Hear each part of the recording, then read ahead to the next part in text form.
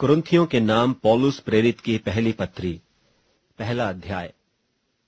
पौलुस की ओर से जो परमेश्वर की इच्छा से यीशु मसीह का प्रेरित होने के लिए बुलाया गया, और भाई सोस्थिनेस की ओर से परमेश्वर की उस कलीसिया के नाम जो कुरिन्थुस में है, अर्थात उनके नाम जो मसीह यीशु में पवित्र किए गए और पवित्र होने के लिए बुलाए गए हैं, और उन सब के नाम भी जो हर जगह हमारे और अपने प्रभु यीशु मसीह के नाम की प्रार्थना करते हैं। हमारे पिता परमेश्वर और प्रभु यीशु मसीह की ओर से तुम्हें अनुग्रह और शांति मिलती रहे। मैं तुम्हारे विषय में अपने परमेश्वर का धन्यवाद सदा करता हूं, इसलिए कि परमेश्वर का यह अनुग्रह तुम पर मसीह यीशु में हुआ, कि उसमें होकर तुम हर बात में अर्थात सारे वचन और सारे ज्ञान में धनी किए गए, कि मसीह की गवाही तुम में पक्की निकली, यहाँ तक कि किसी वरदान में तुम्हें घटी नहीं, और तुम हमारे प्रभु यीशु मसीह के प्रकट होने की बाट जोहते रहते हो। वह तुम्हें अंत तक दृढ़ भी करेगा कि तुम हमारे प्रभु यीशु मसीह के दिन में निर्दोष ठहरो। परमेश्वर सच्चा है, जिसने तुमको अपने पुत्र हमारे प्रभु यीशु मसीह की संगति में बुलाया है। हे भाइयों, मैं तुमसे यीशु मसीह जो हमारा प्रभु है, उसके नाम के द्वारा विनती करता हूं कि तुम सब एक ही बात कहो और तुम में फूट न हो, परंतु एक ही मन और एक ही मत होकर मिले रहो। क्योंकि हे भाइयों, खलोए के घराने के लोगों ने मुझे तुम्हारे विषय में बताया है कि तुम में झगड़े हो रहे हैं। मेरा कहना यह है कि तुम में से कोई तो अपने आप को पौलुस का, कोई अपुल्लोस का, कोई कैफा का, कोई मसीह का कहता है। क्या मसीह बट गया? क्या पौलुस तुम्हारे लिए क्रूस पर चढ़ाया गया, या तुम्हें पौलुस के नाम पर बपतिस्मा मिला? मैं परमेश्वर का धन्यवाद करता हूं कि क्रिस्पुस और गयुस को छोड़ मैंने तुम में से किसी को भी बपतिस्मा नहीं दिया। कहीं ऐसा ना हो कि कोई कहे कि तुम्हें मेरे नाम पर बपतिस्मा मिला। और मैंने स्तिफनास के घराने को भी बपतिस्मा दिया। इनको छोड़ मैं नहीं जानता कि मैंने और किसी को बपतिस्मा दिया, क्योंकि मसीह ने मुझे बपतिस्मा देने को नहीं, वरन सुसमाचार सुनाने को भेजा है। और यह भी शब्दों के ज्ञान के अनुसार नहीं, ऐसा न हो कि मसीह का क्रूस व्यर्थ ठहरे। क्योंकि क्रूस की कथा नाश होने वालों के निकट मूर्खता है, परंतु हम उद्धार पाने वालों के निकट परमेश्वर की सामर्थ है। क्योंकि लिखा है कि मैं ज्ञानवानों के ज्ञान को नाश करूंगा और समझदारों की समझ को तुच्छ कर दूंगा। कहाँ रहा ज्ञानवान? कहाँ रहा शास्त्री? कहाँ इस संसार का विवादी? क्या परमेश्वर ने संसार के ज्ञान को मूर्खता नहीं ठहराया? क्योंकि जब परमेश्वर के ज्ञान के अनुसार संसार ने ज्ञान से परमेश्वर को न जाना, तो परमेश्वर को यह अच्छा लगा कि इस प्रचार की मूर्खता के द्वारा विश्वास करने वालों को उद्धार दे। यहूदी तो चिन्ह चाहते हैं और यूनानी ज्ञान की खोज में हैं, परंतु हम तो उस क्रूस पर चढ़ाए हुए मसीह का प्रचार करते हैं, जो यहूदियों के निकट ठोकर का कारण और अन्य जातियों के निकट मूर्खता है। परंतु जो बुलाए हुए हैं, क्या यहूदी क्या यूनानी, उनके निकट मसीह परमेश्वर की सामर्थ और परमेश्वर का ज्ञान है।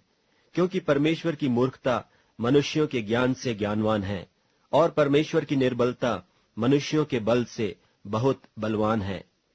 हे भाइयों, अपने बुलाए जाने को तो सोचो कि न शरीर के अनुसार बहुत ज्ञानवान और न बहुत सामर्थी और न बहुत कुलीन बुलाए गए, परंतु परमेश्वर ने जगत के मूर्खों को चुन लिया है कि ज्ञानवानों को लज्जित करे, और परमेश्वर ने जगत के निर्बलों को चुन लिया है कि बलवानों को लज्जित करे, और परमेश्वर ने जगत के नीचों और तुच्छों को, वरन जो हैं भी नहीं, उनको भी चुन लिया कि उन्हें जो हैं व्यर्थ ठहराए, ताकि कोई प्राणी परमेश्वर के सामने घमंड न करने पाए।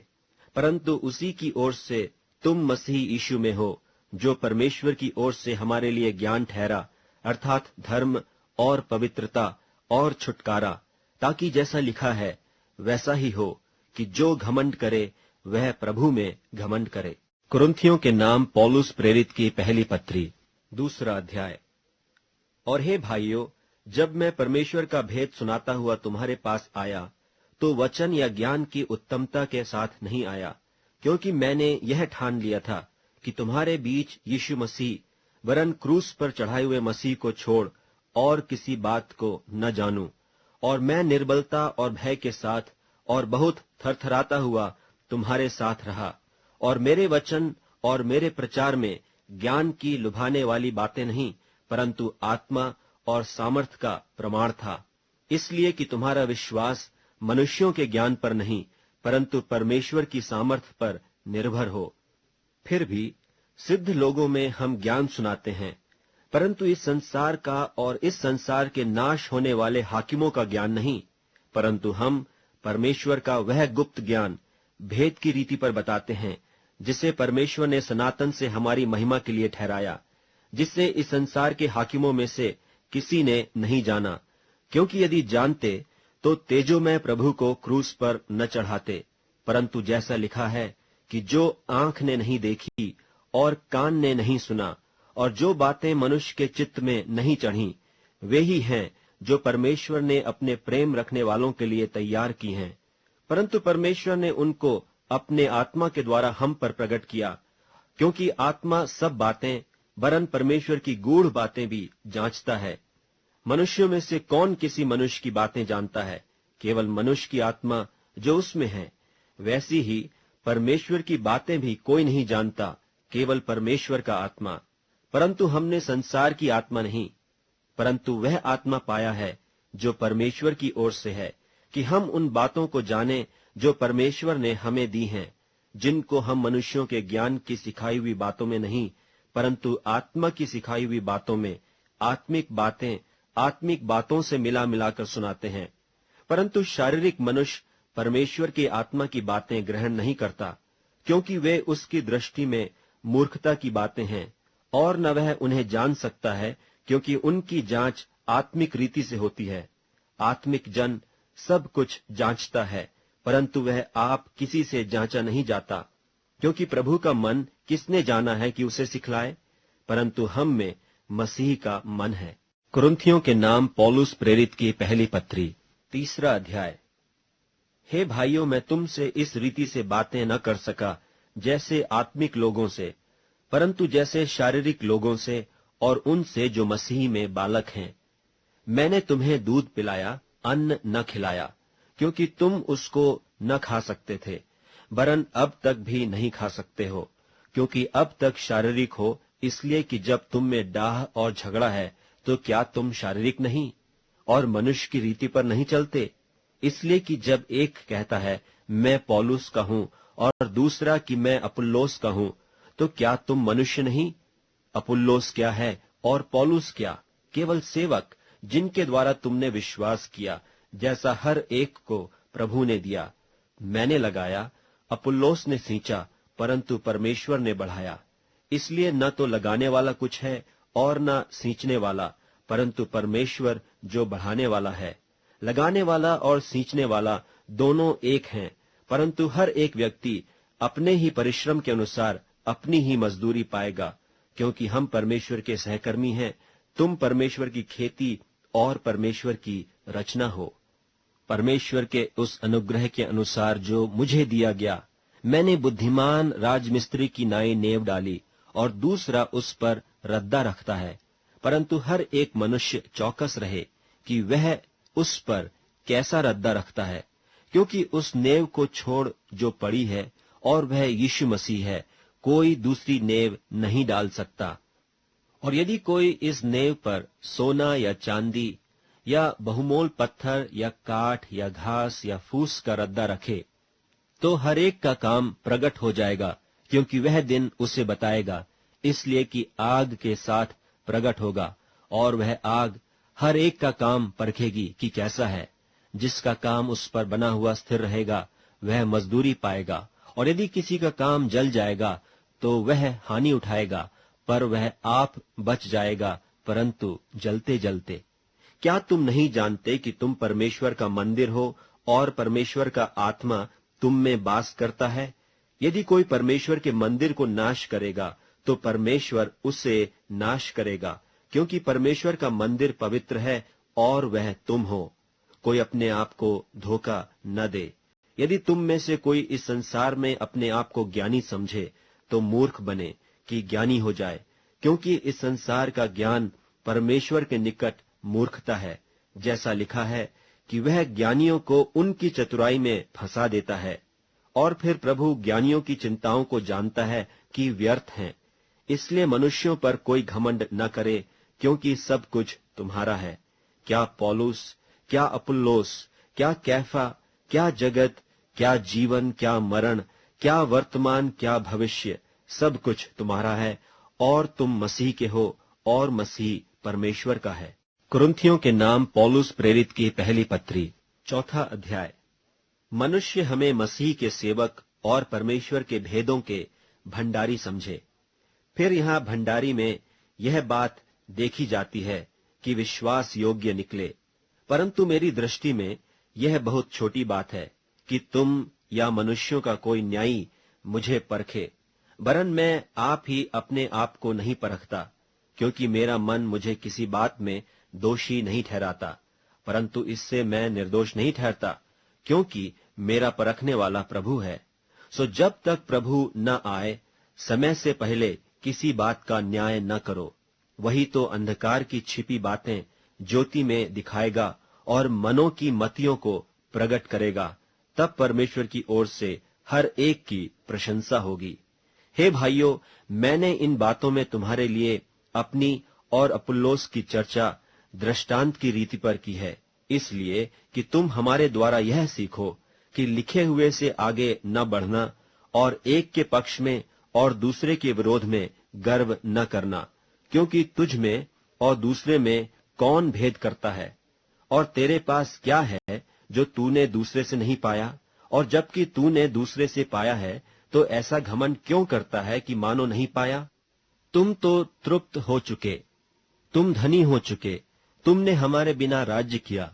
परंतु भला होता कि तुम राज्य करते, कि हम भी तुम्हारे साथ राज्य करते।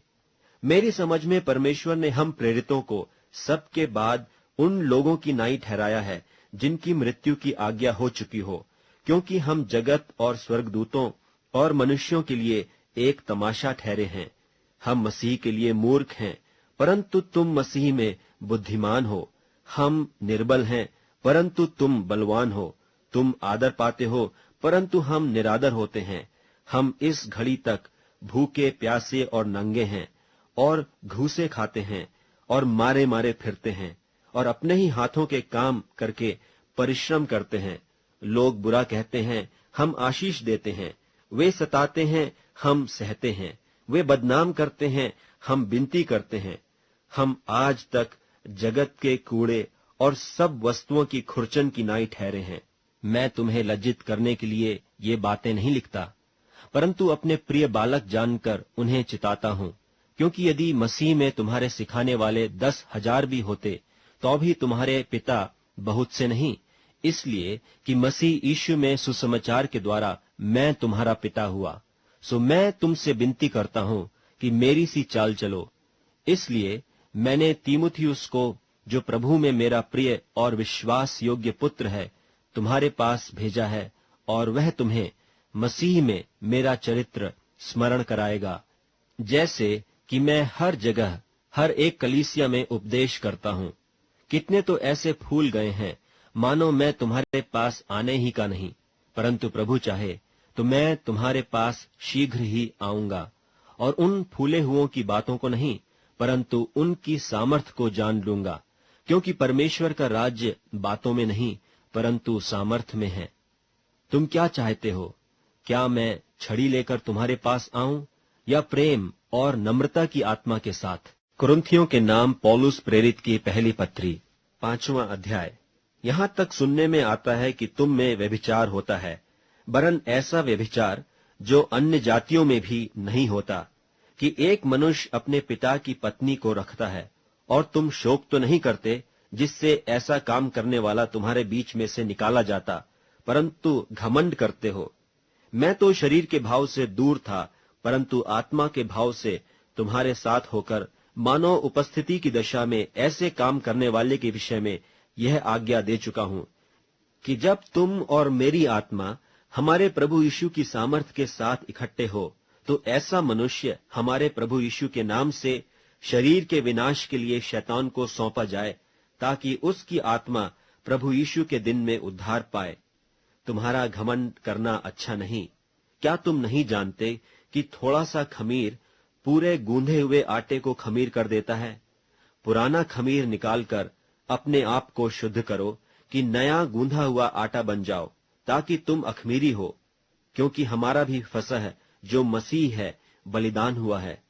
सो आओ हम उत्सव में आनंद मनावें, न तो पुराने खमीर से और न बुराई और दुष्टता के खमीर से, परंतु सीधाई और सच्चाई की अखमीरी रोटी से।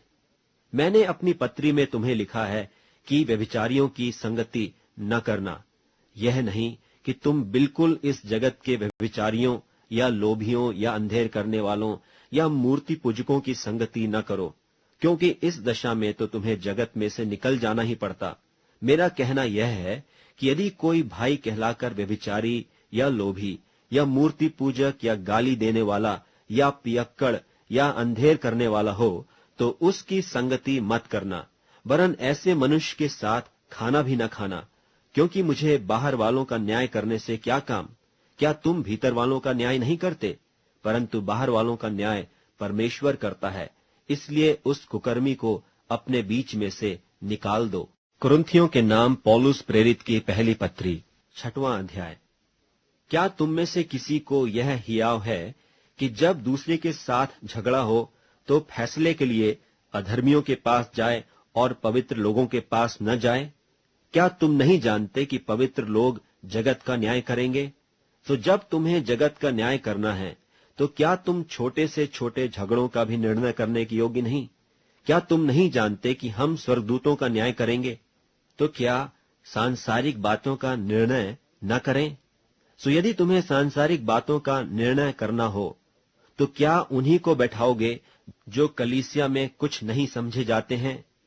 मैं तुम्हें लज्जित करने के लिए यह कहता हूं। क्या सचमुच तुम में एक भी बुद्धिमान नहीं मिलता जो अपने भाइयों का निर्णय कर सके? वरन भाई भाई में मुकदमा होता है, और वह भी अविश्वासियों के सामने। परंतु सचमुच तुम में बड़ा दोष तो यह है कि आपस में मुकदमा करते हो। वरन अन्याय क्यों नहीं सहते? अपनी हानि क्यों नहीं सहते? वरन अन्याय करते और हानि पहुंचाते हो, और वह भी भाइयों को। क्या तुम नहीं जानते कि अन्यायी लोग परमेश्वर के राज्य के वारिस न होंगे? धोखा न खाओ, न वेश्यागामी, न मूर्ति पूजक, न परस्त्रीगामी, न लुच्चे, न पुरुषगामी, न चोर, न लोभी, न पियक्कड़, न गाली देने वाले, न अंधेर करने वाले परमेश्वर के राज्य के वारिस होंगे। और तुम में से कितने ऐसे ही थे, परंतु तुम प्रभु यीशु मसीह के नाम से और हमारे परमेश्वर के आत्मा से धोए गए और पवित्र हुए और धर्मी ठहरे। सब वस्तुएं मेरे लिए उचित तो हैं, परंतु सब वस्तुएं लाभ की नहीं। सब वस्तुएं मेरे लिए उचित हैं, परंतु मैं किसी बात के अधीन न होऊंगा। भोजन पेट के लिए और पेट भोजन के लिए है, परंतु परमेश्वर इसको और उसको दोनों को नाश करेगा। परंतु देह व्यभिचार के लिए नहीं, वरन प्रभु के लिए, और प्रभु देह के लिए है। और परमेश्वर ने अपनी सामर्थ्य से प्रभु को जिलाया और हमें भी जिलाएगा। क्या तुम नहीं जानते कि तुम्हारी देह मसीह के अंग हैं? सो क्या मैं मसीह के अंग लेकर उन्हें वेश्या का अंग बनाऊं? कदापि नहीं।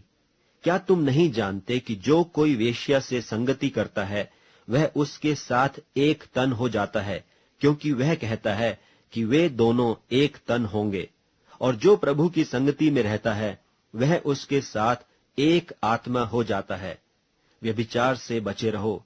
जितने और पाप मनुष्य करता है वे देह के बाहर हैं, परंतु व्यभिचार करने वाला अपनी ही देह के विरुद्ध पाप करता है। क्या तुम नहीं जानते कि तुम्हारी देह पवित्र आत्मा का मंदिर है, जो तुम में बसा हुआ है और तुम्हें परमेश्वर की ओर से मिला है, और तुम अपने नहीं हो, क्योंकि दाम देकर मोल लिए गए हो। इसलिए अपनी देह के द्वारा परमेश्वर की महिमा करो। कुरिन्थियों के नाम पौलुस प्रेरित की पहली पत्री 7वां अध्याय। उन बातों के विषय में जो तुमने लिखी, यह अच्छा है कि पुरुष स्त्री को न छुए, परंतु व्यभिचार के डर से हर एक पुरुष की पत्नी और हर एक स्त्री का पति हो। पति अपनी पत्नी का हक पूरा करे और वैसे ही पत्नी भी अपने पति का। पत्नी को अपनी देह पर अधिकार नहीं, पर उसके पति का अधिकार है। वैसे ही पति को भी अपनी देह पर अधिकार नहीं, परंतु पत्नी को। तुम एक दूसरे से अलग न रहो, परंतु केवल कुछ समय तक आपस की सम्मति से कि प्रार्थना के लिए अवकाश मिले, और फिर एक साथ रहो। ऐसा न हो कि तुम्हारे असंयम के कारण शैतान तुम्हें परखे। परंतु मैं जो यह कहता हूं वह अनुमति है, न कि आज्ञा। मैं यह चाहता हूं कि जैसा मैं हूं वैसा ही सब मनुष्य हों, परंतु हर एक को परमेश्वर की ओर से विशेष विशेष वरदान मिले हैं, किसी को किसी प्रकार का और किसी को किसी और प्रकार का। परंतु मैं अविवाहितों और विधवाओं के विषय में कहता हूं कि उनके लिए ऐसा ही रहना अच्छा है जैसा मैं हूं। परंतु यदि वे संयम न कर सकें तो विवाह करें, क्योंकि विवाह करना कामातुर रहने से भला है। जिनका ब्याह हो गया है उनको मैं नहीं, वरन प्रभु आज्ञा देता है कि पत्नी अपने पति से अलग न हो, और यदि अलग भी हो जाए तो बिन दूसरा ब्याह किए रहे, या अपने पति से फिर मेल कर ले, और न पति अपनी पत्नी को छोड़े। दूसरों से प्रभु नहीं, परंतु मैं ही कहता हूं। यदि किसी भाई की पत्नी विश्वास न रखती हो और उसके साथ रहने से प्रसन्न हो, तो वह उसे न छोड़े। और जिस स्त्री का पति विश्वास न रखता हो और उसके साथ रहने से प्रसन्न हो, वह पति को न छोड़े। क्योंकि ऐसा पति जो विश्वास न रखता हो वह पत्नी के कारण पवित्र ठहरता है, और ऐसी पत्नी जो विश्वास नहीं रखती पति के कारण पवित्र ठहरती है। नहीं तो तुम्हारे लड़के बाले अशुद्ध होते, परंतु अब तो पवित्र हैं। परंतु जो पुरुष विश्वास नहीं रखता, यदि वह अलग हो तो अलग होने दो। ऐसी दशा में कोई भाई या बहन बंधन में नहीं, परंतु परमेश्वर ने तो हमें मेल मिलाप के लिए बुलाया है। क्योंकि हे स्त्री, तू क्या जानती है कि तू अपने पति का उद्धार करा ले? और हे पुरुष, तू क्या जानता है कि तू अपनी पत्नी का उद्धार करा ले? पर जैसा प्रभु ने हर एक को बांटा है और जैसा परमेश्वर ने हर एक को बुलाया है, वैसा ही वह चले। और मैं सब कलीसियाओं में ऐसा ही ठहराता हूं। जो खतना किया हुआ बुलाया गया हो वह खतना रहित न बने, जो खतना रहित बुलाया गया हो वह खतना न कराए। न खतना कुछ है और न खतना रहित, परंतु परमेश्वर की आज्ञाओं को मानना ही सब कुछ है। हर एक जन जिस दशा में बुलाया गया हो उसी में रहे। यदि तू दास की दशा में बुलाया गया हो तो चिंता न कर, परंतु यदि तू स्वतंत्र हो सके तो ऐसा ही काम कर। क्योंकि जो दास की दशा में प्रभु में बुलाया गया है वह प्रभु का स्वतंत्र किया हुआ है, और वैसे ही जो स्वतंत्रता की दशा में बुलाया गया है वह मसीह का दास है। तुम दाम देकर मोल लिए गए हो, मनुष्यों के दास न बनो। हे भाइयों, जो कोई जिस दशा में बुलाया गया हो वह उसी में परमेश्वर के साथ रहे। कुंवारियों के विषय में प्रभु की कोई आज्ञा मुझे नहीं मिली, परंतु विश्वास योग्य होने के लिए जैसी दया प्रभु ने मुझ पर की है उसी के अनुसार सम्मति देता हूं। तो मेरी समझ में यह अच्छा है कि आजकल क्लेश के कारण मनुष्य जैसा है वैसा ही रहे। यदि तेरे पत्नी है तो उससे अलग होने का यत्न न कर, और यदि तेरे पत्नी नहीं तो पत्नी की खोज न कर।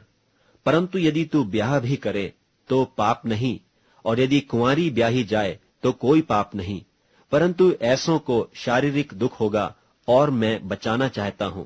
हे भाइयों, मैं यह कहता हूं कि समय कम किया गया है, इसलिए चाहिए कि जिनके पत्नी हों वे ऐसे हों मानो उनके पत्नी नहीं, और रोने वाले ऐसे हों मानो रोते नहीं, और आनंद करने वाले ऐसे हों मानो आनंद नहीं करते, और मोल लेने वाले ऐसे हों कि मानो उनके पास कुछ है नहीं, और इस संसार के बरतने वाले ऐसे हों कि संसार ही के न हो लें, क्योंकि इस संसार की रीति और व्यवहार बदलते जाते हैं। सो मैं यह चाहता हूं कि तुम्हें चिंता न हो। अविवाहित पुरुष प्रभु की बातों की चिंता में रहता है कि प्रभु को क्यों कर प्रसन्न रखे, परंतु विवाहित मनुष्य संसार की बातों की चिंता में रहता है कि अपनी पत्नी को किस रीति से प्रसन्न रखे। विवाहिता और अविवाहिता में भी भेद है। अविवाहिता प्रभु की चिंता में रहती है कि वह देह और आत्मा दोनों में पवित्र हो, परंतु विवाहिता संसार की चिंता में रहती है कि अपने पति को प्रसन्न रखे। यह बात तुम्हारे ही लाभ के लिए कहता हूं, न कि तुम्हें फंसाने के लिए, वरन इसलिए कि जैसा सोहता है वैसा ही किया जाए, कि तुम एक चित्त होकर प्रभु की सेवा में लगे रहो। और यदि कोई यह समझे कि मैं अपनी उस कुंवारी का हक मार रहा हूं जिसकी जवानी ढल चली है और प्रयोजन भी होए, तो जैसा चाहे वैसा करे, इसमें पाप नहीं, वह उसका ब्याह होने दे। परंतु जो मन में दृढ़ रहता है और उसको प्रयोजन न हो, वरन अपनी इच्छा पूरी करने में अधिकार रखता हो, और अपने मन में यह बात ठान ली हो कि मैं अपनी कुंवारी लड़की को बिन ब्याही रखूंगा, वह अच्छा करता है।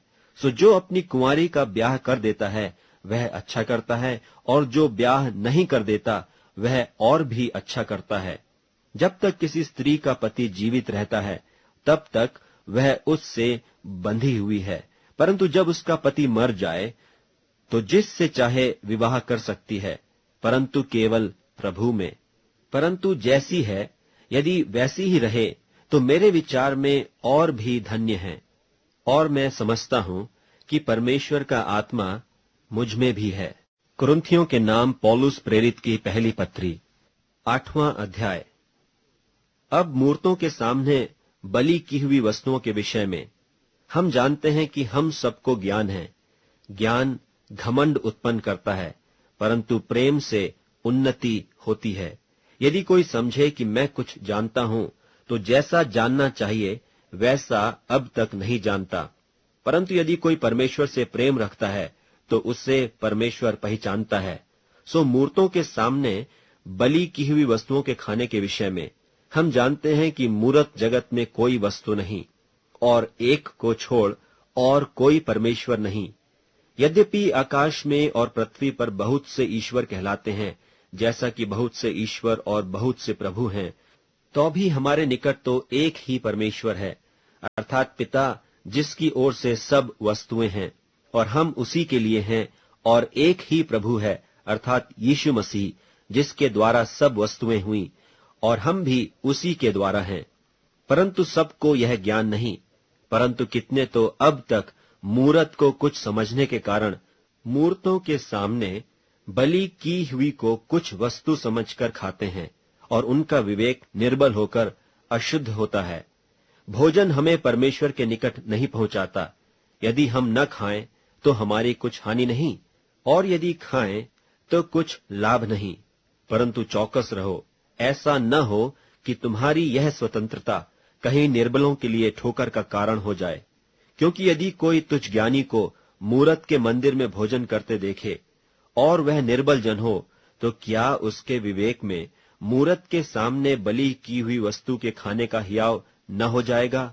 इस रीति से तेरे ज्ञान के कारण वह निर्बल भाई जिसके लिए मसीह मरा नाश हो जाएगा। सो भाइयों का अपराध करने से और उनके निर्बल विवेक को चोट देने से तुम मसीह का अपराध करते हो। इस कारण यदि भोजन मेरे भाई को ठोकर खिलाए तो मैं कभी किसी रीति से मांस न खाऊंगा, न हो कि मैं अपने भाई के ठोकर का कारण बनूं। कुरिन्थियों के नाम पौलुस प्रेरित की पहली पत्री, 9वां अध्याय। क्या मैं स्वतंत्र नहीं? क्या मैं प्रेरित नहीं? क्या मैंने यीशु को जो हमारा प्रभु है नहीं देखा? क्या तुम प्रभु में मेरे बनाए हुए नहीं? यदि मैं औरों के लिए प्रेरित नहीं तो भी तुम्हारे लिए तो हूं, क्योंकि तुम प्रभु में मेरी प्रेरिताई पर छाप हो। जो मुझे जांचते हैं उनके लिए यही मेरा उत्तर है। क्या हमें खाने पीने का अधिकार नहीं? क्या हमें यह अधिकार नहीं कि किसी मसीही बहन को ब्याह करके लिए फिरें, जैसा और प्रेरित और प्रभु के भाई और कैफा करते हैं? या केवल मुझे और बरनबास को अधिकार नहीं कि कमाई करना छोड़ें? कौन कभी अपनी गृह से खाकर सिपाही का काम करता है? कौन दाख की बारी लगाकर उसका फल नहीं खाता? कौन भेड़ों की रखवाली करके उनका दूध नहीं पीता? क्या मैं ये बातें मनुष्य ही की रीति पर बोलता हूं? क्या व्यवस्था भी यही नहीं कहती? क्योंकि मूसा की व्यवस्था में लिखा है कि दाएं में चलते हुए बैल का मुंह न बांधना। क्या परमेश्वर बैलों ही की चिंता करता है, या विशेष करके हमारे लिए कहता है? हाँ, हमारे लिए ही लिखा गया, क्योंकि उचित है कि जोतने वाला आशा से जोते और दावने वाला भागी होने की आशा से दावनी करे। सो जबकि हमने तुम्हारे लिए आत्मिक वस्तुएं बोई, तो क्या यह कोई बड़ी बात है कि तुम्हारी शारीरिक वस्तुओं की फसल काटें? जब औरों का तुम पर यह अधिकार है, तो क्या हमारा इससे अधिक न होगा? परंतु हम यह अधिकार काम में नहीं लाए, परंतु सब कुछ सहते हैं कि हमारे द्वारा मसीह के सुसमाचार की कुछ रोक न हो। क्या तुम नहीं जानते कि जो पवित्र वस्तुओं की सेवा करते हैं वे मंदिर में से खाते हैं, और जो वेदी की सेवा करते हैं वे वेदी के साथ भागी होते हैं? इसी रीति से प्रभु ने भी ठहराया कि जो लोग सुसमाचार सुनाते हैं उनकी जीविका सुसमाचार से हो। परंतु मैं इनमें से कोई भी बात काम में न लाया। और मैंने तो ये बातें इसलिए नहीं लिखी कि मेरे लिए ऐसा किया जाए, क्योंकि इससे तो मेरा मरना ही भला है कि कोई मेरा घमंड व्यर्थ ठहराए। और यदि मैं सुसमाचार सुनाऊं तो मेरा कुछ घमंड नहीं, क्योंकि यह तो मेरे लिए अवश्य है। और यदि मैं सुसमाचार न सुनाऊं तो मुझ पर हाय, क्योंकि यदि अपनी इच्छा से यह करता हूं तो मजदूरी मुझे मिलती है, और यदि अपनी इच्छा से नहीं करता तो भी भंडारीपन मुझे सौंपा गया है। सो मेरी कौन सी मजदूरी है? यह कि सुसमाचार सुनाने में मैं मसीह का सुसमाचार सेंत मेंत कर दूं। यहां तक कि सुसमाचार में जो मेरा अधिकार है उसको मैं पूरी रीति से काम में लाऊं, क्योंकि सब से स्वतंत्र होने पर भी मैंने अपने आप को सब का दास बना दिया है कि अधिक लोगों को खींच लाऊं। मैं यहूदियों के लिए यहूदी बना कि यहूदियों को खींच लाऊं। जो लोग व्यवस्था के अधीन हैं उनके लिए मैं व्यवस्था के अधीन न होने पर भी व्यवस्था के अधीन बना कि उन्हें जो व्यवस्था के अधीन हैं खींच लाऊं। व्यवस्थाहीनों के लिए मैं जो परमेश्वर की व्यवस्था से हीन नहीं परंतु मसीह की व्यवस्था के अधीन हूं, व्यवस्थाहीन सा बना कि व्यवस्थाहीनों को खींच लाऊं। मैं निर्बलों के लिए निर्बल सा बना कि निर्बलों को खींच लाऊं। मैं सब मनुष्यों के लिए सब कुछ बना हूं कि किसी न किसी रीति से कई एक का उद्धार कराऊं। और मैं सब कुछ सुसमाचार के लिए करता हूं कि औरों के साथ उसका भागी हो जाऊं। क्या तुम नहीं जानते कि दौड़ में तो दौड़ते सभी हैं, परंतु इनाम एक ही ले जाता है। तुम वैसे ही दौड़ो कि जीतो। और हर एक पहलवान सब प्रकार का संयम करता है। वे तो एक मुरझाने वाले मुकुट को पाने के लिए यह सब करते हैं, परंतु हम तो उस मुकुट के लिए करते हैं जो मुरझाने का नहीं। इसलिए मैं तो इसी रीति से दौड़ता हूं, परंतु बेठिकाने नहीं। मैं भी इसी रीति से मुक्कों से लड़ता हूं, परंतु उसकी नाई नहीं जो हवा पीटता हुआ लड़ता है, परंतु मैं अपनी देह को मारता कूटता और वश में लाता हूं। ऐसा न हो कि औरों को प्रचार करके मैं आप ही किसी रीति से निकम्मा ठहरूं। कुरिन्थियों के नाम पौलुस प्रेरित की पहली पत्री 10वां अध्याय। हे भाइयों, मैं नहीं चाहता कि तुम इस बात से अज्ञात रहो कि हमारे सब बाप दादे बादल के नीचे थे, और सब के सब समुद्र के बीच से पार हो गए, और सब ने बादल में और समुद्र में मूसा का बपतिस्मा लिया, और सब ने एक ही आत्मिक भोजन किया, और सब ने एक ही आत्मिक जल पिया, क्योंकि वे उस आत्मिक चट्टान से पीते थे जो उनके साथ साथ चलती थी, और वह चट्टान मसीह था। परंतु परमेश्वर उनमें के बहुतेरों से प्रसन्न न हुआ, इसलिए वे जंगल में ढेर हो गए। ये बातें हमारे लिए दृष्टांत ठहरी कि जैसे उन्होंने लालच किया वैसे हम बुरी वस्तुओं का लालच न करें। और न तुम मूरत पूजने वाले बनो, जैसे कि उनमें से कितने बन गए थे। जैसा लिखा है कि लोग खाने पीने बैठे और खेलने कूदने उठे। और न हम व्यभिचार करें, जैसा उनमें से कितनों ने किया, और एक दिन में 23,000 मर गए। और न हम प्रभु को परखें, जैसा उनमें से कितनों ने किया, और सांपों के द्वारा नाश किए गए।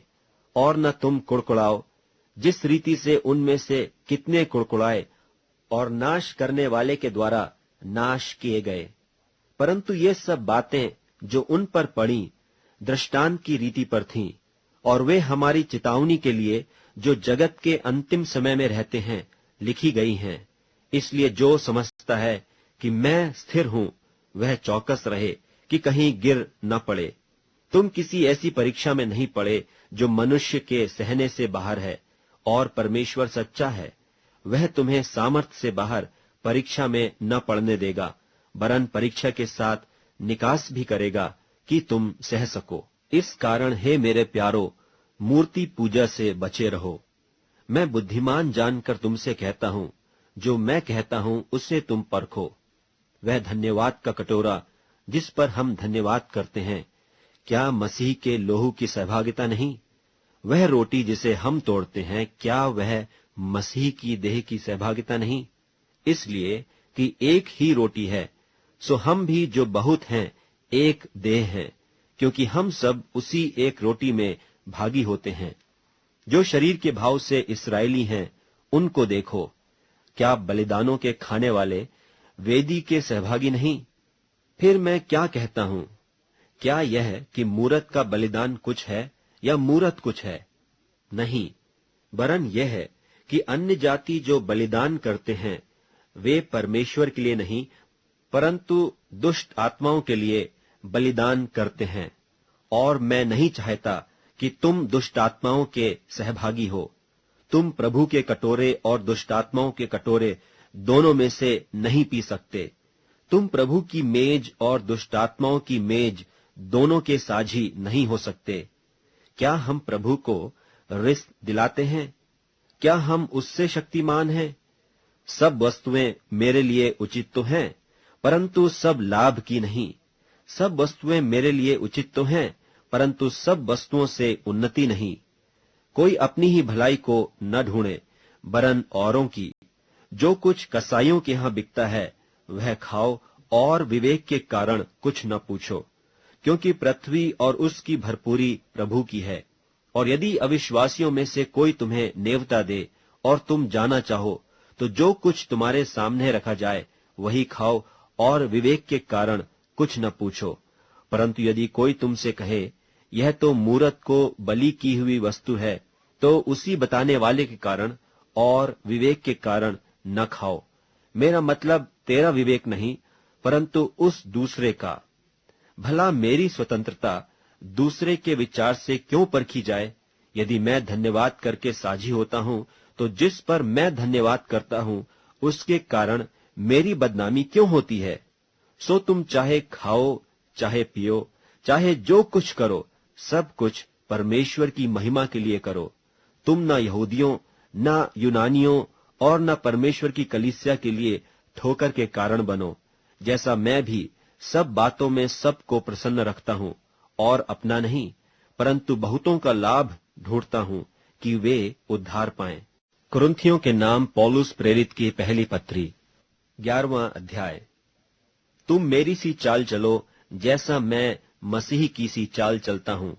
हे भाइयों, मैं तुम्हें सराहता हूं कि सब बातों में तुम मुझे स्मरण करते हो, और जो व्यवहार मैंने तुम्हें सौंप दिए हैं उन्हें धारण करते हो। सो मैं चाहता हूं कि तुम यह जान लो कि हर एक पुरुष का सिर मसीह है, और स्त्री का सिर पुरुष है, और मसीह का सिर परमेश्वर है। जो पुरुष सिर ढांके हुए प्रार्थना या भविष्यवाणी करता है, वह अपने सिर का अपमान करता है, परंतु जो स्त्री उघाड़े सिर प्रार्थना या भविष्यवाणी करती है, वह अपने सिर का अपमान करती है, क्योंकि वह मुंडी होने के बराबर है। यदि स्त्री ओढ़नी न ओढ़े तो बाल भी कटा ले। यदि स्त्री के लिए बाल कटाना या मुंडाना लज्जा की बात है, तो ओढ़नी ओढ़े। हाँ, पुरुष को अपना सिर ढांकना उचित नहीं, क्योंकि वह परमेश्वर का स्वरूप और महिमा है, परंतु स्त्री पुरुष की महिमा। क्योंकि पुरुष स्त्री से नहीं हुआ, परंतु स्त्री पुरुष से हुई है। और पुरुष स्त्री के लिए नहीं सृजा गया, परंतु स्त्री पुरुष के लिए सृजी गई है। इसीलिए स्वर्गदूतों के कारण स्त्री को उचित है कि अधिकार अपने सिर पर रखे। तो भी प्रभु में न तो स्त्री बिना पुरुष और न पुरुष बिना स्त्री के है, क्योंकि जैसे स्त्री पुरुष से है वैसे ही पुरुष स्त्री के द्वारा है, परंतु सब वस्तुएं परमेश्वर से हैं। तुम आप ही विचार करो, क्या स्त्री को उघाड़े सिर परमेश्वर से प्रार्थना करना सोहना है? क्या स्वाभाविक रीति से भी तुम नहीं जानते कि यदि पुरुष लंबे बाल रखे तो उसके लिए अपमान है, परंतु यदि स्त्री लंबे बाल रखे तो उसके लिए शोभा है, क्योंकि बाल उसको ओढ़ने के लिए दिए गए हैं। परंतु यदि कोई विवाद करना चाहे तो यह जाने कि न हमारी और न परमेश्वर की कलीसियाओं की ऐसी रीति है। परंतु यह आज्ञा देते हुए मैं तुम्हें नहीं सराहता, इसलिए कि तुम्हारे इकट्ठे होने से भलाई नहीं परंतु हानि होती है। क्योंकि पहले तो मैं यह सुनता हूं कि जब तुम कलीसिया में इकट्ठे होते हो तो तुम में फूट होती है, और मैं कुछ कुछ प्रतीति भी करता हूं, क्योंकि विधर्म भी तुम में अवश्य होंगे, इसलिए कि जो लोग तुम में खरे निकले हैं वे प्रकट हो जाएं। सो तुम जो एक जगह में इकट्ठे होते हो तो यह प्रभु भोज खाने के लिए नहीं, क्योंकि खाने के समय एक दूसरे से पहले अपना भोज खा लेता है। सो कोई तो भूखा रहता है और कोई मतवाला हो जाता है। क्या खाने पीने के लिए तुम्हारे घर नहीं? या परमेश्वर की कलीसिया को तुच्छ जानते हो और जिनके पास नहीं है उन्हें लज्जित करते हो? मैं तुमसे क्या कहूं? क्या इस बात में तुम्हारी प्रशंसा करूं? मैं प्रशंसा नहीं करता, क्योंकि यह बात मुझे प्रभु से पहुंची और मैंने तुम्हें भी पहुंचा दी कि प्रभु यीशु ने जिस रात वह पकड़वाया गया रोटी ली और धन्यवाद करके उसे तोड़ी और कहा कि यह मेरी देह है जो तुम्हारे लिए है, मेरे स्मरण के लिए यही किया करो।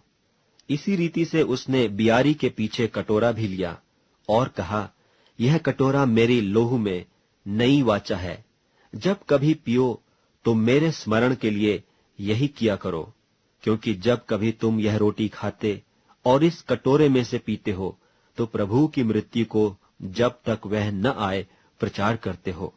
इसलिए जो कोई अनुचित रीति से प्रभु की रोटी खाए या उसके कटोरे में से पिए, वह प्रभु की देह और लोहू का अपराधी ठहरेगा। इसलिए मनुष्य अपने आप को जांच ले और इसी रीति से इस रोटी में से खाए और इस कटोरे में से पिए, क्योंकि जो खाते पीते समय प्रभु की देह को न पहचाने, वह इस खाने और पीने से अपने ऊपर दंड लाता है। इसी कारण तुम में बहुतेरे निर्बल और रोगी हैं और बहुत से सो भी गए। यदि हम अपने आप को जांचते तो दंड न पाते, परंतु प्रभु हमें दंड देकर हमारी ताड़ना करता है, इसलिए कि हम संसार के साथ दोषी न ठहरें। इसलिए हे मेरे भाइयों, जब तुम खाने के लिए इकट्ठे होते हो तो एक दूसरे के लिए ठहरा करो। यदि कोई भूखा हो तो अपने घर में खा ले, जिससे तुम्हारा इकट्ठा होना दंड का कारण न हो, और शेष बातों को मैं आकर ठीक कर दूंगा। कुरिन्थियों के नाम पौलुस प्रेरित की पहली पत्री 12वां अध्याय। हे भाइयों, मैं नहीं चाहता कि तुम आत्मिक वरदानों के विषय में अज्ञात रहो। तुम जानते हो कि जब तुम अन्य जाति थे तो गूंगी मूर्तों के पीछे जैसे चलाए जाते थे वैसे चलते थे। इसलिए मैं तुम्हें चितौनी देता हूं कि जो कोई परमेश्वर की आत्मा की अगुवाई से बोलता है वह नहीं कहता कि यीशु श्रापित है, और न कोई पवित्र आत्मा के बिना कह सकता है कि यीशु प्रभु है। वरदान तो कई प्रकार के हैं, परंतु आत्मा एक ही है, और सेवा भी कई प्रकार की हैं, परंतु प्रभु एक ही है। और प्रभावशाली कार्य कई प्रकार के हैं, परंतु परमेश्वर एक ही है, जो सब में हर प्रकार का प्रभाव उत्पन्न करता है। किंतु सब के लाभ पहुंचाने के लिए हर एक को आत्मा का प्रकाश दिया जाता है, क्योंकि एक को आत्मा के द्वारा बुद्धि की बातें दी जाती हैं और दूसरे को उसी आत्मा के अनुसार ज्ञान की बातें, और किसी को उसी आत्मा से विश्वास, और किसी को उसी एक आत्मा से चंगा करने का वरदान दिया जाता है। फिर किसी को सामर्थ के काम करने की शक्ति, और किसी को भविष्यवाणी की, और किसी को आत्माओं की परख, और किसी को अनेक प्रकार की भाषा, और किसी को भाषाओं का अर्थ बताना। परंतु ये सब प्रभावशाली कार्य वही एक आत्मा करवाता है और जिसे जो चाहता है वह बांट देता है। क्योंकि जिस प्रकार देह तो एक है और उसके अंग बहुत से हैं, और उस एक देह के सब अंग बहुत होने पर भी सब मिलकर एक ही देह हैं, उसी प्रकार मसीह भी है।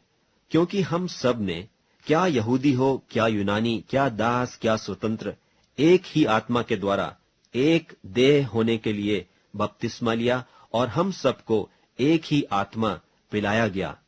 इसलिए कि देह में एक ही अंग नहीं परंतु बहुत से हैं। यदि पांव कहे कि मैं हाथ नहीं इसलिए देह का नहीं, तो क्या वह इस कारण देह का नहीं? और यदि कान कहे कि मैं आंख नहीं इसलिए देह का नहीं, तो क्या वह इस कारण देह का नहीं है? यदि सारी देह आंख ही होती तो सुनना कहाँ होता? यदि सारी देह कान ही होती तो सूंघना कहाँ होता? परंतु सचमुच परमेश्वर ने अंगों को अपनी इच्छा के अनुसार एक एक करके देह में रखा है। यदि वे सब एक ही अंग होते तो देह कहाँ होती? परंतु अब अंग तो बहुत से हैं, परंतु देह एक ही है। आंख हाथ से नहीं कह सकती कि मुझे तेरा प्रयोजन नहीं, और न सिर पांव से कह सकता है कि मुझे तुम्हारा प्रयोजन नहीं। परंतु देह के वे अंग जो औरों से निर्बल देख पड़ते हैं बहुत ही आवश्यक हैं। और देह के जिन अंगों को हम आदर के योग्य नहीं समझते हैं, उन्हीं को हम अधिक आदर देते हैं, और हमारे शोभाहीन अंग और भी बहुत शोभायमान हो जाते हैं। फिर भी हमारे शोभायमान अंगों को इसका प्रयोजन नहीं, परंतु परमेश्वर ने देह को ऐसा बना दिया है कि जिस अंग को घटी थी उसी को और भी बहुत आदर हो, ताकि देह में फूट न पड़े, परंतु अंग एक दूसरे की बराबर चिंता करें। इसलिए यदि एक अंग दुख पाता है तो सब अंग उसके साथ दुख पाते हैं, और यदि एक अंग की बड़ाई होती है तो उसके साथ सब अंग आनंद मनाते हैं। इसी प्रकार तुम सब मिलकर मसीह की देह हो और अलग अलग उसके अंग हो। और परमेश्वर ने कलीसिया में अलग अलग व्यक्ति नियुक्त किए हैं, प्रथम प्रेरित, दूसरे भविष्यद्वक्ता, तीसरे शिक्षक, फिर सामर्थ के काम करने वाले, फिर चंगा करने वाले और उपकार करने वाले, और प्रधान और नाना प्रकार की भाषा बोलने वाले। क्या सब प्रेरित हैं? क्या सब भविष्यद्वक्ता हैं? क्या सब उपदेशक हैं? क्या सब सामर्थ के काम करने वाले हैं? क्या सबको चंगा करने का वरदान मिला है? क्या सब नाना प्रकार की भाषा बोलते हैं? क्या सब अनुवाद करते हैं? तुम बड़ी से बड़ी वरदानों के धुन में रहो, परंतु मैं तुम्हें और भी सबसे उत्तम मार्ग बताता हूँ। कुरिन्थियों के नाम पौलुस प्रेरित की पहली पत्री, 13वां अध्याय। यदि मैं मनुष्यों और स्वर्गदूतों की बोलियां बोलूं और प्रेम न रखूं, तो मैं ठन ठनाता हुआ पीतल और झनझनाती हुई झांझ हूं। और यदि मैं भविष्यवाणी कर सकूं और सब भेदों और सब प्रकार के ज्ञान को समझूं, और मुझे यहां तक पूरा विश्वास हो कि मैं पहाड़ों को हटा दूं, परंतु प्रेम न रखूं, तो मैं कुछ भी नहीं। और यदि मैं अपनी संपूर्ण संपत्ति कंगालों को खिला दूं या अपनी देह जलाने के लिए दे दूं और प्रेम न रखूं, तो मुझे कुछ भी लाभ नहीं। प्रेम धीरजवंत है और कृपाल है। प्रेम डाह नहीं करता, प्रेम अपनी बड़ाई नहीं करता और फूलता नहीं। वह अनरीति नहीं चलता, वह अपनी भलाई नहीं चाहता, झुंझलाता नहीं, बुरा नहीं मानता, कुकर्म से आनंदित नहीं होता, परंतु सत्य से आनंदित होता है। वह सब बातें सह लेता है, सब बातों की प्रतीति करता है, सब बातों की आशा रखता है, सब बातों में धीरज धरता है। प्रेम कभी टलता नहीं। भविष्यवाणियां हों तो समाप्त हो जाएंगी, भाषाएं हों तो जाती रहेंगी, ज्ञान हो तो मिट जाएगा, क्योंकि हमारा ज्ञान अधूरा है और हमारी भविष्यवाणी अधूरी। परंतु जब सर्वसिद्ध आएगा तो अधूरा मिट जाएगा। जब मैं बालक था तो मैं बालकों की नाई बोलता था, बालकों का सा मन था, बालकों की सी समझ थी, परंतु जब सियाना हो गया तो बालकों की बातें छोड़ दी। अब हमें दर्पण में धुंधला सा दिखाई देता है, परंतु उस समय आमने सामने देखेंगे। इस समय मेरा ज्ञान अधूरा है, परंतु उस समय ऐसी पूरी रीति से पहचानूंगा जैसा मैं पहचाना गया हूं। पर अब विश्वास, आशा, प्रेम, ये तीनों स्थायी हैं, पर इनमें सबसे बड़ा प्रेम है। कुरिन्थियों के नाम पौलुस प्रेरित की पहली पत्री, 14वां अध्याय। प्रेम का अनुकरण करो और आत्मिक वरदानों की भी धुन में रहो, विशेष करके यह कि भविष्यवाणी करो, क्योंकि जो अन्य भाषा में बातें करता है वह मनुष्यों से नहीं परंतु परमेश्वर से बातें करता है, इसलिए कि उसकी कोई नहीं समझता, क्योंकि वह भेद की बातें आत्मा में होकर बोलता है। परंतु जो भविष्यवाणी करता है वह मनुष्यों से उन्नति और उपदेश और शांति की बातें कहता है। जो अन्य भाषा में बातें करता है वह अपनी ही उन्नति करता है, परंतु जो भविष्यवाणी करता है वह कलीसिया की उन्नति करता है। मैं चाहता हूं कि तुम सब अन्य भाषाओं में बातें करो, परंतु अधिकतर यह चाहता हूं कि भविष्यवाणी करो, क्योंकि यदि अन्यान्य भाषा बोलने वाला कलीसिया की उन्नति के लिए अनुवाद न करे तो भविष्यवाणी करने वाला उससे बढ़कर है। इसलिए हे भाइयों, यदि मैं तुम्हारे पास आकर अन्यान्य भाषा में बातें करूं और प्रकाश या ज्ञान या भविष्यवाणी या उपदेश की बातें तुमसे न कहूं तो मुझसे तुम्हें क्या लाभ होगा। इसी प्रकार यदि निर्जीव वस्तुएं भी जिनसे ध्वनि निकलती है, जैसे बांसुरी या बीन, यदि उनके स्वरों में भेद न हो तो जो फूंका या बजाया जाता है वह क्यों कर पहचाना जाएगा। और यदि तुरही का शब्द साफ न हो तो कौन लड़ाई के लिए तैयारी करेगा। ऐसे ही तुम भी यदि जीभ से साफ साफ बातें न कहो तो जो कुछ कहा जाता है वह क्यों कर समझा जाएगा। तुम तो हवा से बातें करने वाले ठहरोगे। जगत में कितने ही प्रकार की भाषाएं क्यों न हो, परंतु उनमें से कोई भी बिना अर्थ की न होगी। इसलिए यदि मैं किसी भाषा का अर्थ न समझूं तो बोलने वाले की दृष्टि में परदेशी ठहरूंगा और बोलने वाला मेरी दृष्टि में परदेशी ठहरेगा। इसलिए तुम भी जब आत्मिक वरदानों की धुन में हो तो ऐसा प्रयत्न करो कि तुम्हारे वरदानों की उन्नति से कलीसिया की उन्नति हो। इस कारण जो अन्य भाषा बोले तो वह प्रार्थना करे कि उसका अनुवाद भी कर सके। इसलिए यदि मैं अन्य भाषा में प्रार्थना करूं तो मेरी आत्मा प्रार्थना करती है, परंतु मेरी बुद्धि काम नहीं देती। सो क्या करना चाहिए?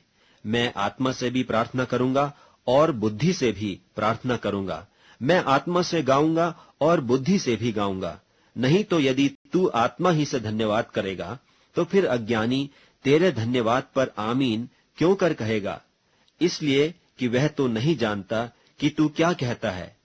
तू तो भली भांति से धन्यवाद करता है, परंतु दूसरे की उन्नति नहीं होती। मैं अपने परमेश्वर का धन्यवाद करता हूँ कि मैं तुम सबसे अधिक अन्यान्य भाषा में बोलता हूँ, परंतु कलीसिया में अन्य भाषा में 10,000 बातें कहने से यह मुझे और भी अच्छा जान पड़ता है कि औरों के सिखाने के लिए बुद्धि से 5 ही बातें कहूं। हे भाइयों, तुम समझ में बालक न बनो, तो भी बुराई में तो बालक रहो, परंतु समझ में सियाने बनो। व्यवस्था में लिखा है कि प्रभु कहता है, मैं अन्य भाषा बोलने वालों के द्वारा और पराये मुख के द्वारा इन लोगों से बातें करूंगा, तो भी वे मेरी न सुनेंगे। इसलिए अन्यान्य भाषाएं विश्वासियों के लिए नहीं परंतु अविश्वासियों के लिए चिन्ह हैं, और भविष्यवाणी अविश्वासियों के लिए नहीं परंतु विश्वासियों के लिए चिन्ह है। सो यदि कलीसिया एक जगह इकट्ठी हो और सब के सब अन्यान्य भाषा बोलें और अनपढ़े या अविश्वासी लोग भीतर आ जाएं, तो क्या वे तुम्हें पागल न कहेंगे?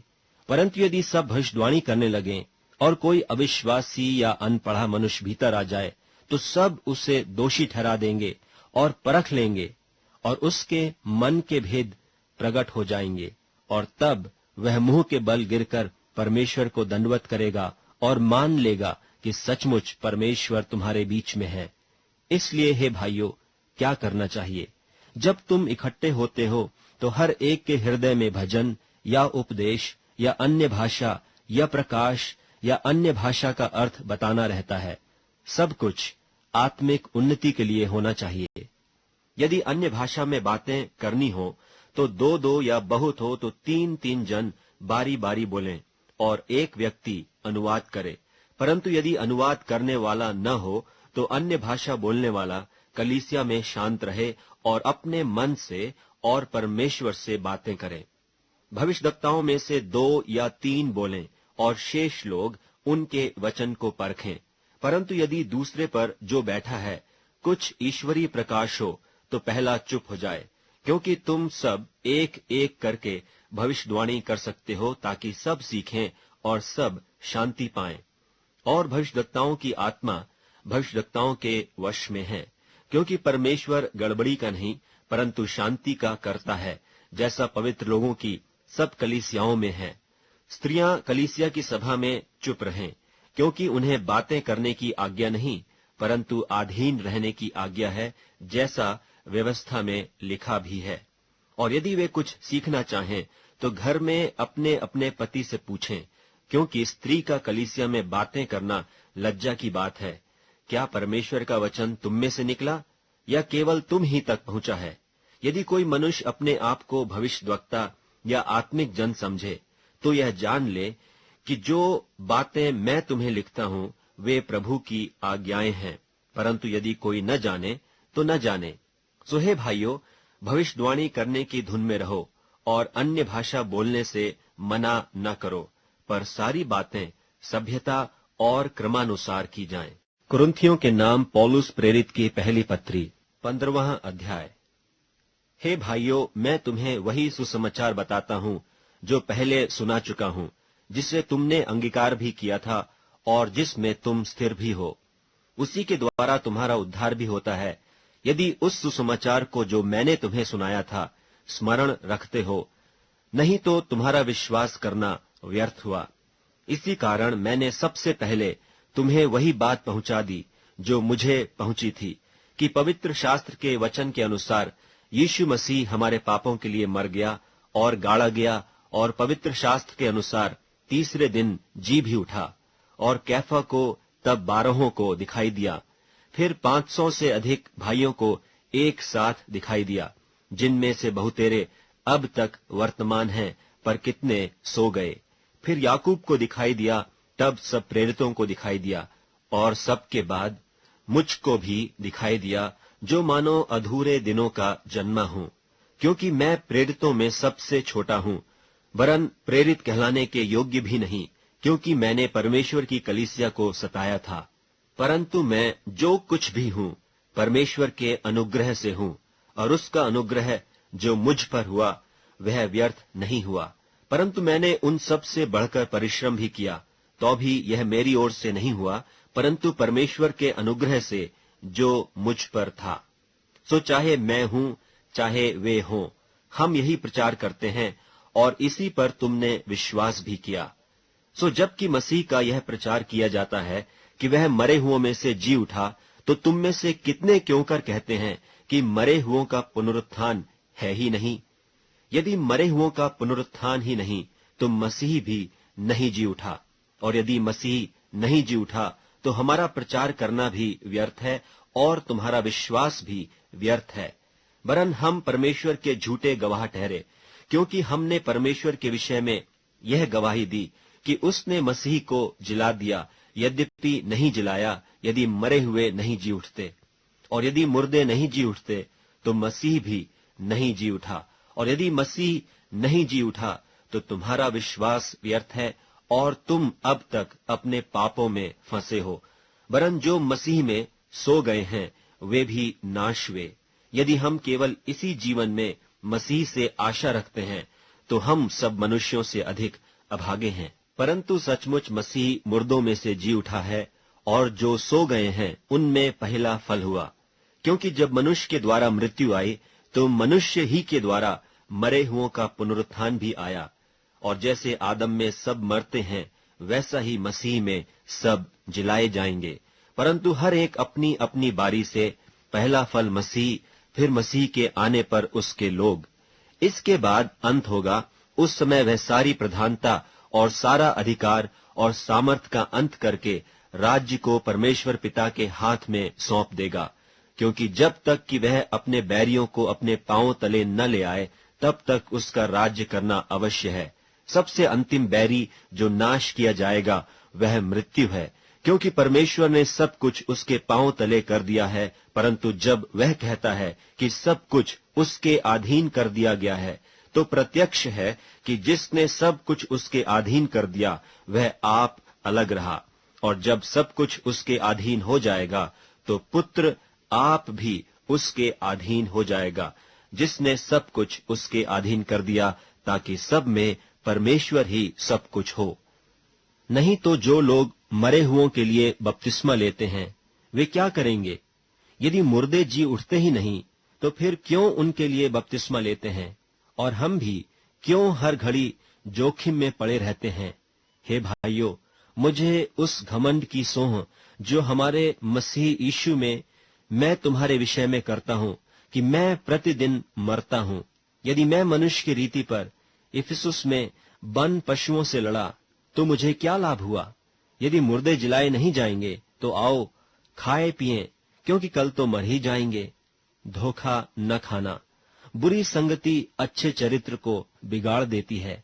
धर्म के लिए जाग उठो और पाप न करो, क्योंकि कितने ऐसे हैं जो परमेश्वर को नहीं जानते। मैं तुम्हें लज्जित करने के लिए यह कहता हूं। अब कोई यह कहेगा कि मुर्दे किस रीति से जी उठते हैं और कैसी देह के साथ आते हैं। हे निर्बुद्धि, जो कुछ तू बोता है जब तक वह न मरे जिलाया नहीं जाता, और जो तू बोता है यह वह देह नहीं जो उत्पन्न होने वाली है, परंतु निरा दाना है, चाहे गेहूं का चाहे किसी और अनाज का। परंतु परमेश्वर अपनी इच्छा के अनुसार उसको देह देता है, और हर एक बीज को उसकी विशेष देह। सब शरीर एक सरीखे नहीं, परंतु मनुष्यों का शरीर और है, पशुओं का शरीर और है, पक्षियों का शरीर और है, मछलियों का शरीर और है। स्वर्गीय देह हैं और पार्थिव देह भी हैं, परंतु स्वर्गीय देहों का तेज और है और पार्थिव का और। सूर्य का तेज और है, चांद का तेज और है, और तारागणों का तेज और है, क्योंकि एक तारे से दूसरे तारे के तेज में अंतर है। मुर्दों का जी उठना भी ऐसा ही है। शरीर नाशमान दशा में बोया जाता है और अविनाशी रूप में जी उठता है। वह अनादर के साथ बोया जाता है और तेज के साथ जी उठता है। निर्बलता के साथ बोया जाता है और सामर्थ्य के साथ जी उठता है। स्वाभाविक देह बोई जाती है और आत्मिक देह जी उठती है। जबकि स्वाभाविक देह है तो आत्मिक देह भी है। ऐसा ही लिखा भी है कि प्रथम मनुष्य अर्थात आदम जीवित प्राणी बना और अंतिम आदम जीवनदायक आत्मा बना। परंतु पहले आत्मिक न था पर स्वाभाविक था, इसके बाद आत्मिक हुआ। प्रथम मनुष्य धरती से अर्थात मिट्टी का था, दूसरा मनुष्य स्वर्गीय है। जैसा वह मिट्टी का था वैसे ही और मिट्टी के हैं, और जैसा वह स्वर्गीय है वैसे ही और भी स्वर्गीय हैं। और जैसे हमने उसका रूप जो मिट्टी का था धारण किया, वैसे ही उस स्वर्गीय का रूप भी धारण करेंगे। हे भाइयों, मैं यह कहता हूं कि मांस और लोहू परमेश्वर के राज्य के अधिकारी नहीं हो सकते, और न विनाश अविनाशी का अधिकारी हो सकता है। देखो, मैं तुमसे भेद की बात कहता हूं कि हम सब तो नहीं सोएंगे, परंतु सब बदल जाएंगे। और यह क्षण भर में, पलक मारते ही, पिछली तुरही फूंकते ही होगा। क्योंकि तुरही फूंकी जाएगी और मुर्दे अविनाशी दशा में उठाए जाएंगे और हम बदल जाएंगे। क्योंकि अवश्य है कि यह नाशमान देह अविनाश को पहन ले और यह मरणहार देह अमरता को पहन ले। और जब यह नाशमान अविनाश को पहन लेगा और यह मरणहार अमरता को पहन लेगा, तब वह वचन जो लिखा है पूरा हो जाएगा कि जय ने मृत्यु को निगल लिया। हे मृत्यु, तेरी जय कहाँ रही? हे मृत्यु, तेरा डंक कहाँ रहा? मृत्यु का डंक पाप है और पाप का बल व्यवस्था है। परंतु परमेश्वर का धन्यवाद हो जो हमारे प्रभु यीशु मसीह के द्वारा हमें जयवंत करता है। सो हे मेरे प्रिय भाइयों, दृढ़ और अटल रहो और प्रभु के काम में सर्वदा बढ़ते जाओ, क्योंकि यह जानते हो कि तुम्हारा परिश्रम प्रभु में व्यर्थ नहीं है। कुरिन्थियों के नाम पौलुस प्रेरित की पहली पत्री 16वां अध्याय। अब उस चंदे के विषय में जो पवित्र लोगों के लिए किया जाता है, जैसी आज्ञा मैंने गलतिया की कलीसियाओं को दी, वैसा ही तुम भी करो। सप्ताह के पहले दिन तुम में से हर एक अपनी आमदनी के अनुसार कुछ अपने पास रख छोड़ा करे, कि मेरे आने पर चंदा न करना पड़े। और जब मैं आऊंगा तो जिन्हें तुम चाहोगे उन्हें मैं चिट्ठियां देकर भेज दूंगा कि तुम्हारा दान यरूशलेम पहुंचा दें। और यदि मेरा भी जाना उचित हुआ तो वे मेरे साथ जाएंगे, और मैं मकिदुनिया होकर तुम्हारे पास आऊंगा, क्योंकि मुझे मकिदुनिया होकर तो जाना ही है, परंतु संभव है कि तुम्हारे यहाँ ही ठहर जाऊं और शरद ऋतु तुम्हारे यहाँ काटूं।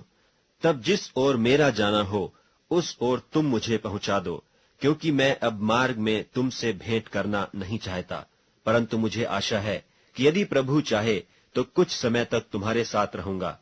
परंतु मैं पेंतिकुस्त तक इफिसुस में रहूंगा, क्योंकि मेरे लिए एक बड़ा और उपयोगी द्वार खुला है और विरोधी बहुत से हैं। यदि तीमुथियुस आ जाए तो देखना कि वह तुम्हारे यहाँ निडर रहे, क्योंकि वह मेरी नाई प्रभु का काम करता है। इसलिए कोई उसे तुच्छ न जाने, परंतु उसे कुशल से इस ओर पहुंचा देना कि मेरे पास आ जाए, क्योंकि मैं उसकी बाट जो रहा हूं कि वह भाइयों के साथ आए। और भाई अपुल्लोस से मैंने बहुत विनती की है कि तुम्हारे पास भाइयों के साथ जाए, परंतु उसने इस समय जाने की कुछ भी इच्छा न की, परंतु जब अवसर पाएगा तब आ जाएगा। जागते रहो, विश्वास में स्थिर रहो, पुरुषार्थ करो, बलवंत हो, जो कुछ करते हो प्रेम से करो। हे भाइयों, तुम स्तिफनास के घराने को जानते हो कि वे अखिया के पहले फल हैं और पवित्र लोगों की सेवा के लिए तैयार रहते हैं। सो मैं तुमसे विनती करता हूं कि ऐसों के अधीन रहो, वरन हर एक के जो इस काम में परिश्रमी और सहकर्मी हैं। और मैं स्तिफनास और फुर्तुनातुस और अखईकुस के आने से आनंदित हूं, क्योंकि उन्होंने तुम्हारी घटी को पूरी की है, और उन्होंने मेरी और तुम्हारी आत्मा को चैन दिया है, इसलिए ऐसों को मानो। आसिया की कलीसियाओं की ओर से तुमको नमस्कार। अक्विला और प्रिस्का का और उनके घर की कलीसिया का भी तुमको प्रभु में बहुत बहुत नमस्कार। सब भाइयों का तुमको नमस्कार। पवित्र चुंबन से आपस में नमस्कार करो। मुझ पौलुस का अपने हाथ का लिखा हुआ नमस्कार। यदि कोई प्रभु से प्रेम न रखे तो वह श्रापित हो। हमारा प्रभु आने वाला है। प्रभु यीशु मसीह का अनुग्रह तुम पर होता रहे। मेरा प्रेम मसीह यीशु में तुम सब से रहे। आमीन।